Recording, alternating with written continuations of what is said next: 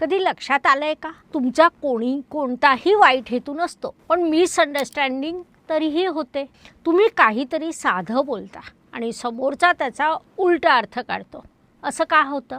खरं तर चूक शब्दांची कमी आणि ऊर्जेची जास्त असते. जेव्हा चंद्रमा कमजोर असतो, मन थोडं अस्थिर, संवेदनशील, ओव्हर थिंकिंगने भरलेलं होतं. तुम्ही बोलता प्रेमाने, पण समोरच्याला ते चुकतं, कारण तुमच्या शब्दात क्लॅरिटी नसते.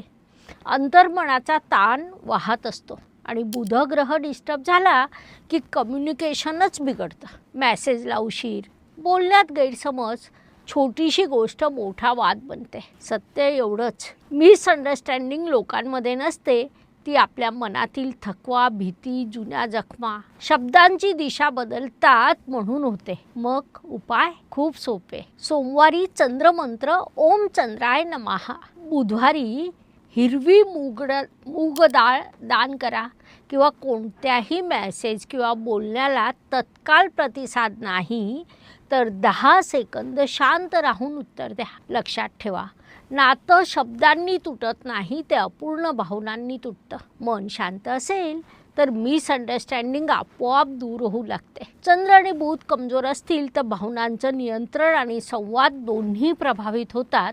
ही ऊर्जा सुधारण्यासाठी ग्रीन ॲव्हेंच्युअर आणि लॅपिस लाजुली ब्रेसलेट अतिशय प्रभावी मानले जातात.